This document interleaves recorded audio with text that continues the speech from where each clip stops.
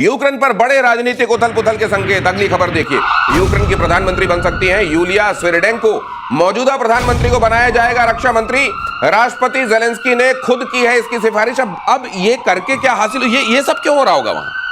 ये देखिए, बीच में चेंज करता रहता है, इसने कई अपने जनरल्स भी चेंज करे और अब इसको ऐसा लगता है कि थोड़ा सा चेंज करके प्रधानमंत्री को डिफेंस मिनिस्टर बना दो, डिफेंस मिनिस्टर को पानी का मंत्री बना दो, पानी के मंत्री को रेल का मंत्री। तो हो सकता है कि लोग बदल के, हो सकता है माहौल बदल जाए। अच्छा, जो गुस्सा है लोगों का कि तुमने पूरे यूक्रेन को खराब कर दिया, करा क्या? मैंने मंत्रिमंडल में फेर बदल कर दिया। एक और संदेश मिलता है, एक और संदेश है वैसे। जी। ये इकोनॉमिस्ट हैं। अच्छा, ये इकोनॉमिस्ट हैं, तो इसका मतलब क्या, अब ये पीस टॉक पर आने वाले हैं। अच्छा, उसके बाद तो जरूर पड़ेगा ना। तो मतलब जब रुपए पैसे की समझ ज्यादा आने लगे, जो खाता बही का हिसाब ज्यादा रखे, वो युद्ध के बजाय, तो अब इनके पास खाता बही, लेकिन कोई दृष्टांत लड़ाई का नहीं बदला है। प्राइम मिनिस्टर अभी भी रिपोर्ट करता है प्रेसिडेंट को। राइट, नहीं, प्राइम मिनिस्टर करता ही है, डिफेंस मिनिस्टर भी प्रेसिडेंट को रिपोर्ट करता है। तो उससे क्या प्राइम मिनिस्टर को मतलब नहीं है। लेकिन ये चेहरा इसलिए रखा है कि जो वहां पर थोड़ी उथल पुथल हो रही है, मैं भी कुछ लोगों से वहां मिला हूं, जानता हूं, वो ये कहते हैं कि वहां पर अब रेस्टलेसनेस आ रही है, मुझे कहते हैं फटीग आ रही है, वॉर फटीग बोलते हैं, ऊब आ रही है सिविलियंस में, फौजियों में। लोग मर रहे हैं, लोग सुन रहे हैं। अब वो कह रहे हैं ये हम लड़ किस रहे हैं। तो ये वैसी वाली बात है कि आप मंत्रिमंडल के चेहरे बदलो और एंटी इनकम्बेंसी से पार पालो वाला जो फॉर्मूला है वो शायद वहां तक पहुंच गया है। और वहां पर भी अब ये कुछ एक चेहरे बदलकर ये बताने में लगे हुए हैं जेलेंस्की की नहीं, चिंता मत कीजिए, यहां तो मैं सब कुछ ठीक चला रहा हूं। एक्चुअली उनके लिए भी समस्या ये है कि अगर ये युद्ध रुका तो जेलेंस्की फिर अपनी कुर्सी पर रहेंगे नहीं। वायुसेना में शामिल होने को अस्त्र MK3 तैयार। अगली खबर देखिए, स्वदेशी एयर टू एयर मिसाइल है अस्त्र MK3 मिसाइल का जल्द डेवलपमेंट ट्रायल होगा। अस्त्र MK3 को गांडीव नाम दिया गया है। वायुसेना के लिए ये गेम चेंजर होगा गांडीव। ये सर किन मायनों में क्या खास होगा, और ये हमारे लिए ये जो जुड़ जाते हैं ना साथ में चाइना और टर्की वाले पाकिस्तान के साथ, इनसे निपटने में कैसे मददगार होगा? अब इसमें एक खास बात, गांडीव प्रोजेक्ट का नाम है। अच्छा, ये प्रोजेक्ट है, प्रोजेक्ट का नाम है, जिसमें अस्त्रा Mark 1 भी है, Mark 2 भी है, Mark 3 भी है। अच्छा, Mark 3 की खास बात ये कि ऑलमोस्ट ये मिटियोर जो वर्ल्ड क्लास सबसे अच्छी एयर टू एयर कॉम्बैट की मिसाइल मानी जाती है, उसके टक्कर में है। मिटियोर के टक्कर में। अच्छा। उसमें खास बात क्या होती है, अब आपकी जरूर मन में आएगा कि PL-15 से थोड़ी इसकी कंपैरिजन होनी चाहिए जी। तो उसकी खास बात यह है कि एक होता है नो एस्केप जोन। अच्छा, जो भी BVR मिसाइल होती है उसकी नो एस्केप जोन होती है, वो जितना ज्यादा लंबा होगी उतना अच्छा मनाता है। तो इसकी करीब 70 किलोमीटर की नो एस्केप जोन है। मतलब अगर इसके बीच भी कोई फंसा तो बचेगा नहीं। अंदर कोई जहाज आ गया और इसने मार दिया, अब कोई भी मैनोवर कर ले और कितना भी तेज भाग ले, चाहे स्टेल्थ हो चाहे अदरवाइज हो, ये पकड़ के मारी देगी। तो ये जो आप कह रहे हैं कंपैरिजन हम सामने स्क्रीन पर भी फ्लैश कर रहे हैं, PL-15 के साथ ही कंपैरिजन क्यों सर? PL-15 के साथ क्योंकि वही इस क्लास की मिसाइल उनके पास है जो PL-17 है बड़े जहाजों के लिए, और पाकिस्तान कुछ बनाता नहीं है। सॉरी मैं चार्टर की बात कर रहा हूँ। गौरव ठीक हंसे, वो तो गिरी थी ना, वो तो पाकिस्तान कुछ बनाता नहीं है, तो पाकिस्तान की किसी मिसाइल के साथ हम कंपेयर कर नहीं सकते। अब हमें कंपेयर करना है चाइना की मिसाइल के साथ। तो इसमें खास बात ये देखिए, उधर देखिए बड़े अच्छे से लिखा है, इसमें हमारे पास ECCM है, उनका ECCM नहीं है। ओके, तो ECCM नहीं है, तो अगर हमने स्पूफ किया तो वो स्पूफ हो जाएगा। PL-15 जो हमने किया था जब खेतों मिली थी, उसको भटका दिया था। और दूसरी बात, ये ECCM क्या है सर? Electronic counter measure. अच्छा, तो अगर आप इलेक्ट्रॉनिकली उसको भटकाने की कोशिश करें तो हमारा नहीं भटकेगा, उनका भटक जाएगा। अच्छा, इलेक्ट्रॉनिकली भटकाव से बचने वाला सिस्टम हमारी वाले में लगा हुआ है, PL-15 में नहीं लगा हुआ है। और उधर डेटा लिंक है, डेटा लिंक का मतलब आप तोड़ सकते हैं। अच्छा, उधर लिंक है, डेटा लिंक है लास्ट तक PL-15 में। आखिर तक डेटा जो है घर छोड़ के आता है। इसके बीच में अगर डेटा को अपनी तरफ आप ले लीजिए तो उसको वो भी इलेक्ट्रॉनिक से हो सकता है। राइट। अब रही बात, हमारा जो इंजन है वो Mark 3 का स्पेशली, वो रामजेट टाइप है। अच्छा, वो क्या होता है, सॉलिड फ्यूल वाला है, तो उसमें लास्ट तक उतनी ताकत बनी रहती है, इसमें नहीं है वो। अच्छा, तो इसकी ताकत कम होती जाती है। तो ये समझ लीजिए कि इसमें गांडीव क्यों कहा गया है। ये जो धनुष है इसमें कई तरह के तीर चढ़कर चलेंगे, वो Mach 1 होगा, 2 होगा, 3 होगा, और इस तरीके से आपके जो अस्त्र है ये पाकिस्तान, टर्की और चाइना के लिए सिरदर्द होने वाली है। जेल में बंद पाकिस्तान के पूर्व PM इमरान खान। अगली खबर, उनके समर्थकों से निपटने के लिए नई फोर्स बनाई गई है। नई पैरामिलिट्री फोर्स का नाम फेडरल कांस्टेबुलरी रखा गया है। इमरान के समर्थकों से निपटेगी फेडरल कांस्टेबुलरी। आंतरिक सुरक्षा, दंगा कंट्रोल करने की भी जिम्मेदारी। एक आदमी के नाम का जिसको अंदर डाल रखा है, इतना खौफ। इमरान के देखिए मैं आपको बताता हूं, उसमें 2-3 कारण हैं क्यों फोर्स बनाई गई है। इसका पार्लियामेंट में डिस्कशन नहीं हुआ। आसिम मुनीर ने फोन करा, जरदारी को धमकी दी, जरदारी ने अंगूठा वहां पे लगाया कागज पे और ये फोर्स बन गई। अब मैं आपको बताता हूं इसकी असली अंदर वाली स्टोरी। बात यह है कि अमेरिका के आ रहे हैं क्लोज, क्योंकि अमेरिका के क्लोज आ रहे हैं आसिम मुनीर, चाइना ने थोड़े से स्क्रू टाइट करे, इनकी चूड़ियां कसी हैं। अब इनकी चूड़ियां कसी हैं क्यों? क्योंकि 2 इन्फेंट्री डिवीजन लगभग 20,000 लोग अलग से निकाल रखे थे कि तुम चीनियों की सुरक्षा में लगो और तुम चाइना पाकिस्तान इकोनॉमिक कॉरिडोर की सुरक्षा में लगो। आज की तारीख में भाई साहब चाइना पाकिस्तान इकोनॉमिक कॉरिडोर बंद हो चुका है, राइट? अब इशू ये है कि आपको बचाया कैसे जाए, वहां पे इन सब चीजों को बचाया कैसे जाए। वहां पे रोज अटैक हो रहे हैं, आप जानते हैं ना बलोच क्या कर रहे हैं? बलोच ने मार मार के हलवा बना दिया इन लोगों का। अभी ऑपरेशन बाम खत्म हुआ है कल परसों। तो इन्होंने ये फोर्स इसलिए बनाई है, इसमें डालेंगे एक्स सर्विसमैन, इसमें डालेंगे और लोग, और मिली जुली एक फोर्स होगी। और आर्मी की इज्जत बचाने के लिए आपको कोई चाहिए ना जिसकी बेइज्जती हो, तो पाकिस्तान फौज को हटाएंगे वहां से। अब ये होने वाला है, आप देख लेना। क्या पकड़ा गौरव, बहुत बढ़िया, क्या नुक्ता पकड़ा है। पाकिस्तान फौज की बेइज्जती बचाने के लिए अलग कर दिया। वाह, पाकिस्तान फौज की बेइज्जती बचाने के कितनी लिए बचाओगे तुम? किस पे ठीकरा फोड़ना, ठीकरा फोड़ने के लिए ये बना दिया गया है। और इसी बीच अगली खबर देखिए, मध्य पूर्व में एक और बड़ी जंग की आहट सुनाई दे रही है। सीरिया पर इजराइल का बहुत बड़ा हमला, सीरियाई सैन्य टैंकों को निशाना बनाया गया। ड्रूज धार्मिक अल्पसंख्यकों के पक्ष में इजराइल। अब यहां क्या हो सकता है? यहां पे देखिए, ये जो अहमद अल शरा है, ये अहमद अल शरा जो है, ये भाई जो था पहले इस्लामिक स्टेट और अलकायदा का टेररिस्ट था। ठीक है। इसके ऊपर 10-15 मिलियन की बाउंटी थी, जो कि यूनाइटेड स्टेट्स ऑफ अमेरिका ने बोला था कि जिंदा या मुर्दा इतने पैसे मिलेंगे। आज की तारीख में वही बंदा ट्रंप से हाथ मिला रहा है, वो जा रहा है ट्रंप से मिल रहा है, साइडलाइंस ऑफ मल्टीलैटरल मीटिंग्स में वो जाके ट्रंप के साथ फोटो खिंचवा रहा है। अब इशू ये है कि इजराइल की मजबूरी है, ईरान दोबारा अगर इस्तेमाल करता है जमीन और दोबारा आर्म करता है हिजबुल्लाह को और हमास को, तो बीच में आता है सीरिया। अगर इजराइल ने सीरिया की कमर नहीं तोड़ी और अगर इजराइल सीरिया को जाने देता है कि चलो हमारा अब कंट्रोल नहीं है, तो ये लोग इजराइल को ठोक देंगे। इसलिए इजराइल के लिए जरूरी है ये चीज। और दिनेश, जो ड्रूज की बात हो रही है, ड्रूज जो है इजरायली आर्मी, एयरफोर्स, नेवी में भी हैं। करेक्ट। ये वहां की बड़ी वो बफर के तरह रखते हैं। और उस एरिया को इन्होंने पहले भी, जैसे ही ये आए थे शारा, तो उनके आते ही उन्होंने बड़ा अटैक किया था। तो वो सारा एरिया कंट्रोल किया हुआ है। वो चाहते हैं वो बफर बना रहे और ड्रूज को ये हमेशा सपोर्ट करेंगे, क्योंकि ड्रूज इनके फेवर में काम करते हैं। सर, लेकिन मैं ये सोचता हूं, इजराइल का क्या माद्दा है?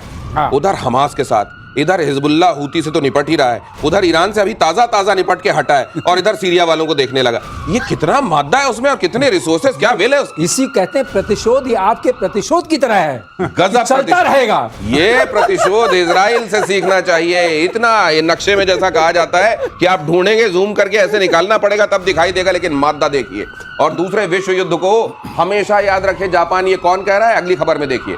दूसरे विश्व युद्ध को हमेशा याद रखे जापान, चीन ने जापान को दी सीधी धमकी।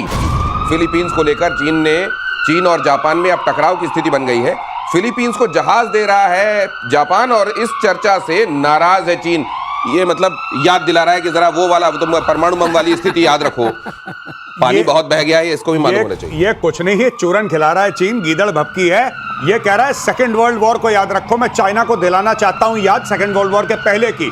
और चाइनीज शायद भूल गए कि जापान ने चीन के ऊपर राज करा। भूल गए हैं कि जिनको धमकियां दे रहे हो वो तुम्हारी छाती में उन लोगों ने कई दशकों तक मूंग दली है, तुम्हारे ऊपर राज करा है। तो एक बात क्लियर रखना। दूसरी चीज, चाइना का क्या लेना देना सेकेंड वर्ल्ड वॉर में? अरे भाई, उसके ऊपर एटम बम गिराया किसने? अमेरिका ने। किसके बीच में लड़ाई हुई है? पूरी की पूरी रशिया वहां से आ रहा था, अमेरिका यहां से आ रहा था कि हड़प लेंगे जापान को। एक रेस लगी, तो उसके बीच में अमेरिका ने जो एटम बम मारे थे उसने, फैटमैन और लिटिल बॉय, हिरोशिमा और नागासाकी में, उसके 2-3 कारण थे। सबसे बड़ा कारण यह था कि भाई आपको पूरी लड़ाई को मैनेज करना और लड़ाई को खत्म करना है आपको, सेकेंड वर्ल्ड वॉर। दूसरी चीज, अगर आप एटम बम नहीं मारते तो वहां पे सोवियत रूस की फौजें अंदर घुस जाती। उनको भी दिखाना था कि हमारे पास ऐसा हथियार है जो दुनिया में किसी के पास नहीं है। ये सारी की सारी चीजें हुई। इसमें चाइना का क्या लेना देना? ये किसी और की चीज ना, किसी और का चूरन किसी और के नाम पे बिल फाड़ के बेच रहा है। नहीं, बस दिनेश एक बात देखिए, चाइना अपने आप तो पाकिस्तान को दे रहा है सब। भाई जापान ने दे दिया अपने पड़ोसियों, आपका क्या प्रॉब्लम सही है? बात। इसका मतलब आप करें तो रासलीला, वो करें तो करेक्टर ढीला। ये कौन सी बात है? ये वाली बात अब चलेगी नहीं। और दूसरे, अगर आपको रिवाइंड ही करना है तो दूसरों का कैरेक्टर ढीला अनाउंस करने से पहले अपने इतिहास में थोड़ा और पीछे जाइए, फिर पता चलेगा आपको जापान। लेकिन सर सवाल ये है कि हमेशा मूंग क्यों दली जाती है? अरहर और मसूर भी दल ली जाए कभी। अगली खबर देखिए, मधुमक्खियों की ट्रेनिंग हो रही है अब। ये बताइए, ये चमगादड़ नहीं छोड़ते ये। अब देखिए, ये तब जो जीव जंतु आपके दिमाग में आए वो सब खा जाते हैं ये। और अब इनकी ट्रेनिंग होगी, मिलिट्री ट्रेनिंग होगी मधुमक्खियों की। मधुमक्खियों को कंट्रोल करने के लिए कंट्रोलर बनाए जा रहे हैं। ब्रेन कंट्रोलर का वजन सिर्फ 74 मिलीग्राम। 10 में से 9 बार मधुमक्खी ने सही रिस्पॉन्स। इनके दिमाग में ब्रेन कंट्रोलर लगाए जाएंगे और उसके बाद वो जाएंगे और दुश्मनों पर अटैक करेंगे। इसमें एक चीज बता दूं, थोड़ी इंफॉर्मेशन आपके माध्यम से मैं दर्शकों को बताइए ना सर। ये जो 20 का है क्यों सेलेक्ट हुआ? इनकी खास बात यह है कि इनका वजन करीब, जो वर्कर 20 होती है उसमें क्वीन भी होती है, वर्कर 20 होती है, उनका करीब 100 ग्राम के आसपास, 100 मिलीग्राम के आसपास होता है। अच्छा। और आप जो है 10 से कम मिलीग्राम की माइक्रोचिप लगा सकते हैं, आरएफ ट्रांसपॉन्डर लगा सकते हैं, और हर मक्खी जो है मधुमक्खी वो अपने वजन का आधा वजन लेके उड़ सकती है। नंबर 1। नंबर 2, मधुमक्खियां जो है स्वार्म की तरह चलने के लिए नेचुरली ओरिएंटेड है। अच्छा। ये स्वार्म फॉर्म में जाती हैं और अपने झुंड में जाती हैं। झुंड में आती हैं और अपने बी हाइव में लौट आती हैं। अच्छा। किलोमीटर्स वापस जाकर के लौट आती हैं। तो लौटने की प्रक्रिया नेचुरल है। और दूसरी बात डिनाइबिलिटी है। इनके ये जो लैवरोव ने किया था, कुत्तों को सिखाया था ना, इसी तरह इन्होंने। और खास बात मधुमक्खी की होती है कि वो किसी भी सूंघ में उसको जो उसका जो महक 170 प्लस ओडो उसके अंदर ज्यादा होती है क्षमता 170 गुना ज्यादा तेजी से सूंघ सकती है मधुमक्खियां। वजन कम होता है इसलिए टीएनटी, केमिकल, एक्सप्लोजिव सबको सूंघ सकती हैं। ये उनके अंदर बहुत बड़ी क्षमता है। उनके अंदर स्निफिंग जो उनकी क्षमता है वो बहुत ज्यादा होती है, वजन कम होता है, दर्शकों झुंड में जाती हैं। हाँ, शायद दर्शकों को बताते हैं, डरपा ये प्रोग्राम कर रहा है, उनको बोलते हैं insect allies. Oh my god. और ये रशिया और इजराइल भी इससे घुसे हुए। अरे उपेंद्र अटवाल बैठे हुए पीसीआर में कह रहे हैं चीनी दरिंदे तैयार कर रहे हैं मौत के परिंदे। ये परिंदे नहीं है बाय द वे, ये भिनभिनाहट की आवाज आ रही है, मक्खी है। लेकिन सर ये तो हद हो गई, ये किस लेवल पे लेके जा रहे हैं? अच्छा, मुझे तो यही पता था कि मधुमक्खियों से शहद निकलता है। इससे ज्यादा मुझे पता नहीं था। बताते हैं ये बायो वारफेयर बोलते हैं। अब आप पूछेंगे हम कहाँ हैं इसमें? हम ये हैं कि हमने इनके डिफेंस की तैयारी की हुई है। अच्छा। लेकिन हमारे पास ऑफेंसिव वेपन नहीं है। ऑफेंसिव के नाम पे देश में, पूरी दुनिया में चाइना वाले आपके सामने है, यूएस इन्वॉल्व है बहुत सालों से, रशिया है, इजराइल है। और हम क्या करते हैं, हमने डिफेंस का एक बनाया है, डिटेक्ट कर सकते हैं। हम डिटेक्ट कर सकते हैं। हाँ, उसको नहीं सर, अब तो इनसे नहीं, अब डिटेक्ट नहीं, अब इनके अटैक वाली तैयारी करनी चाहिए। मैं यही सोच रहा हूँ, ये इन्होंने चमगादड़ पे उटपटांग प्रयोग किए, पूरी दुनिया को रिस्क में डाल दिया। अब ये मधुमक्खियों को पागल करके सुंघा के पता चला भेजा इन्होंने। डरने की बात है कि जेनेटिक म्यूटेशन कर रहे हैं मक्खियों का, उनका ब्रेन एनहांस करने के लिए मधुमक्खियों का। अब उससे क्या हो जाएगा ये पता चला। ये म्यूटेशन के चक्कर में कोई मक्खी इतनी खतरनाक हो गई कि उसी से लेने के देने पड़ गए, प्राण बचाते घूमे दुनिया। ये तो इसको लेके ये टाइट करनी चाहिए इनकी चूड़ियां, चाइना वालों की। ये क्यों नहीं हो रहा है? मैं तो कह रहा हूं कि चाइना की चूड़ी ना टाइट करके हम ये अपने आप से सवाल पूछें कि ये काम हम क्यों नहीं कर रहे। ऑफेंसिव हम बचा तो रहे हैं अपने आप को, लेकिन हम कर क्या रहे हैं? आप भी कोई कौए हुए ले आइए, कोई कबूतर वबूतर ले आइए, फेंकिए चीन के ऊपर, बढ़िया सा उसके ऊपर मिसाइल लगा के छोटी सी। देखिए जा रही है। दे आर, मैं मजाक नहीं, और सीरियस नोट क्या हो रहा है दिनेश भाई, कि वेपनाइज करा जा रहा है हर चीज को। सोलर एनर्जी को वेपनाइज है, स्पेस को वेपनाइज है, जानवरों को वेपनाइज है, इंसेक्ट्स सबको वेपनाइज करा जा रहा है। हमें भी ये करना पड़ेगा, क्योंकि दुनिया रुकने। सर ने अभी बताया ना, सर क्या बता रहे हैं, कह रहे हैं कि इजराइल भी कर रहा है, अमेरिका भी कर रहा है, रशिया भी कर रहा है, सब लोग कर रहे हैं, आप भी करिए। किसने रोका है आपको? हाँ, फिर अगर नहीं करेंगे तो फिर मतलब कोई चारा नहीं है ना करने के अलावा। तो अब हम डिफेंस में क्यों रहे हैं? अब इसमें हमको अटैकिंग मोड में जाना पड़ेगा। एक बस इसमें सहूलियत है, ये कुछ किलोमीटर ही जा सकती है, और तो हमारे नीचे हिमालय है तो थोड़ा सा। अच्छा, वो जो भगवान ने अपनी कुदरती दीवार बनाई हुई है वो तो हमारी रक्षक है की, लेकिन फिर भी तैयारी रखनी पड़ेगी। और अमेरिका और चीन के बीच में इस बीच खबर यह है कि तनाव बढ़ सकता है। पनामा नहर, अमेरिका का सैन्य अभ्यास यहां शुरू हो गया है। पनामा पुलिस के साथ मिलकर सैन्य अभ्यास हो रहा है। मिलिट्री ड्रिल में ब्लैक हॉक, चिनूक जैसे जो ये आप देख रहे हैं हेलीकॉप्टर से शामिल है। पनामा नहर पर चीन के प्रभाव के अलर्ट के बाद अमेरिका ने यहां पर यह ड्रिल शुरू की है। नहर को फिर से अपने नियंत्रण में लेने की कोशिश के तहत कहा यह जा रहा है कि चाइना यहां काबिज होता जा रहा है। और ये देखिएगा आपको दक्षिण अमेरिका के ऊपर जो समुद्री रास्ता दिखाई देगा ना, सकरा सा, वो है पनामा नहर। और वहां पर अमेरिका की नाक के नीचे अगर चाइना ये कर रहा है उसके लिए बड़ी चिंता की बात। चाइना ने इंफ्रास्ट्रक्चर बना दिया भाई साहब पूरा पनामा के आसपास। अपने गोडाउन है, वेयर हाउसेज हैं, होटल्स हैं, छोटे छोटे टाउनशिप और शहर बसा दिए।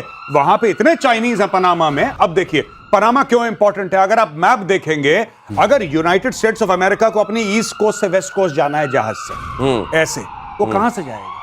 वो कहां से जाएगा? मैक्सिको को फाड़ के तो नहीं जाएगा। It needs a waterway to go. वो वाटरवे क्या है? उस पर कंट्रोल कर रहा है आज की तारीख में चाइना काफी हद तक। चाइना ने पैसे दिए हैं, चाइना ने लोन्स दिए हैं, चाइना ने इंफ्रास्ट्रक्चर कराए। आज की तारीख में एक्चुअली ये बहुत जरूरी है एक्सरसाइज अमेरिका के लिए, क्योंकि चाइना इनका गला घोट सकता। आप ये सोच लीजिए कितनी बड़ी बात है कि अमेरिका समुद्री रास्ता इख्तियार करके अपने ईस्ट कोस्ट से अपने वेस्ट और वेस्ट से ईस्ट जा ही नहीं सकता अगर कल चाइना फैसला कर ले। इसलिए बहुत जरूरी है। शक्ति प्रदर्शन हो रहा है ये भाई। ये शक्ति तो नहीं, प्रदर्शन। लेकिन ये 1914 में अमेरिका इतनी ने देर बनाया से था क्यों इसको। जागे हैं ये? अमेरिका ने बनाया था उसको।